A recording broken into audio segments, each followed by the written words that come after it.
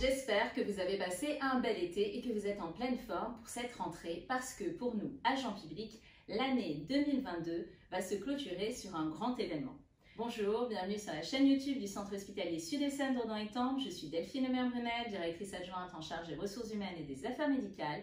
Et aujourd'hui, nous allons parler des élections professionnelles dans la fonction publique hospitalière. Allez, c'est parti! Dans cette capsule, nous allons voir à quoi servent les élections professionnelles et nous verrons dans une autre vidéo qui vote et comment. Les élections professionnelles sont un temps fort de la vie institutionnelle et ont lieu pour l'hôpital tous les 4 ans. Elles permettent d'élire les représentants des personnels non médicaux et sages-femmes qui vont siéger aux commissions administratives paritaires, à la commission consultative paritaire et au comité social d'établissement. Au-delà, les élections professionnelles au niveau de chaque hôpital permettent aussi d'établir la représentativité des organisations syndicales au niveau national, notamment pour le Conseil supérieur de la fonction publique hospitalière et le Conseil commun de la fonction publique, qui sont des instances consultatives et de recours. Mais revenons aux instances locales. Les commissions administratives paritaires, ou CAP, sont des instances consultatives composées en nombre égal de représentants de l'administration et de représentants des personnels.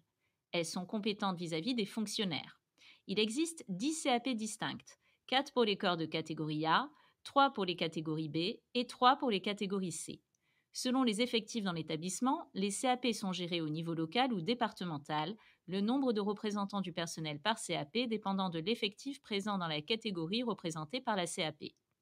Les CAP ont un rôle centré sur les décisions individuelles défavorables aux agents, comme les refus de titularisation, les licenciements en cours de stage, les refus de temps partiel, les refus de disponibilité, etc.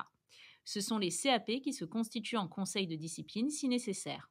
Comme les CAP, la Commission consultative paritaire, ou CCP, est une instance consultative paritaire composée en nombre égal de représentants de l'administration et de représentants des personnels. En revanche, elle est compétente vis-à-vis des agents contractuels. Il en existe une par département et en Essonne, elle est gérée par le Centre hospitalier sud-francilien. Le nombre de représentants du personnel à la CCP dépend du nombre d'agents qui relèvent de cette commission. Les CCP sont obligatoirement consultés sur un certain nombre de décisions individuelles qui font grief à l'agent, comme les licenciements, les refus de demande de temps partiel, de congés, etc. Comme les CAP, la CCP peut se constituer en conseil de discipline. Les CAP et CCP se réunissent au moins 2 fois par an. Le comité social d'établissement, ou CSE, qui sera installé à compter du 1er janvier 2023 pour la première fois, résulte de la fusion du comité technique d'établissement, CTE, et du comité d'hygiène, de sécurité et des conditions de travail, ou CHSCT. Il peut compter de 3 à 15 représentants du personnel titulaire, selon l'effectif de l'établissement.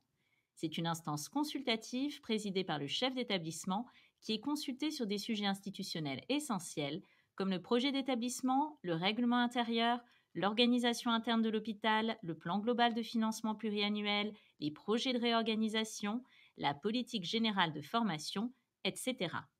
Le CSE se réunit au moins une fois par trimestre.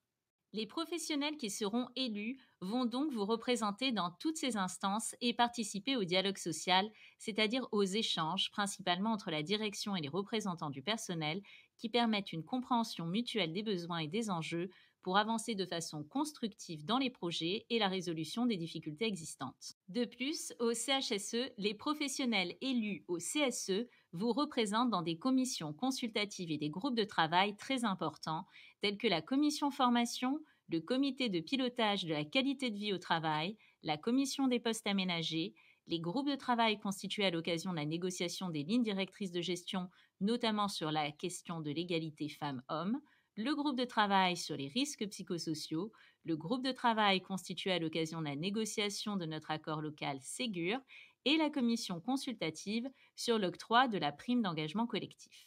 Ainsi, des sujets majeurs qui concernent le bon fonctionnement de l'hôpital d'une façon globale et qui ont aussi un impact sur votre situation individuelle seront traités par les représentants du personnel qui seront élus ce 8 décembre. Donc, à l'occasion des élections professionnelles 2022, informez-vous et surtout, participez. Eh bien ça y est, cette vidéo est maintenant terminée, j'espère que vous l'avez appréciée, n'hésitez pas à la liker, à laisser un commentaire ou encore à la partager. N'hésitez pas non plus, si ce n'est pas déjà fait, à vous abonner à la chaîne YouTube du Centre hospitalier Sud-Essonne et à cliquer sur la cloche qui apparaît sur l'écran de façon à être informé en temps réel de nos dernières publications. La prochaine capsule sur les ressources humaines à l'hôpital, c'est dans une semaine. Donc moi, d'ici là, je vous dis à très bientôt!